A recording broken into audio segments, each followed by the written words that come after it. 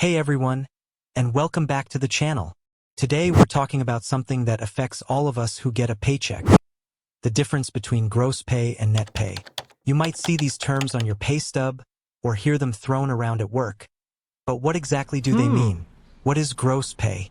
Gross pay encompasses the total amount of money an employee earns from their employer before any deductions are taken out. It includes various forms of compensation, such as regular salary, hourly wages, bonuses, commissions, overtime pay, and any other forms of income related to employment.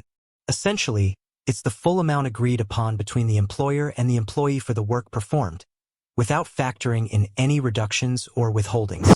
The other hand, what is net pay? Net pay, on the other hand, is often referred to as take-home pay.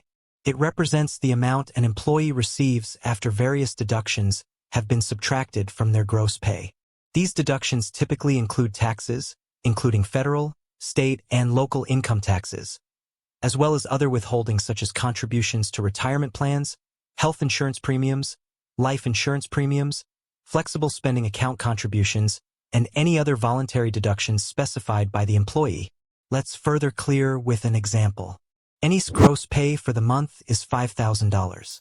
That's the grand total of all her hard work before any deductions swoop in. After taxes, health insurance, and her retirement contribution have had their share, Annie's net pay comes out to $3,800. That's the amount she takes home to fund her dreams, pay her bills, and so on.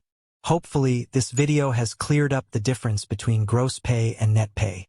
If you have any questions, leave a comment down below, and don't forget to like and subscribe for more personal finance tips.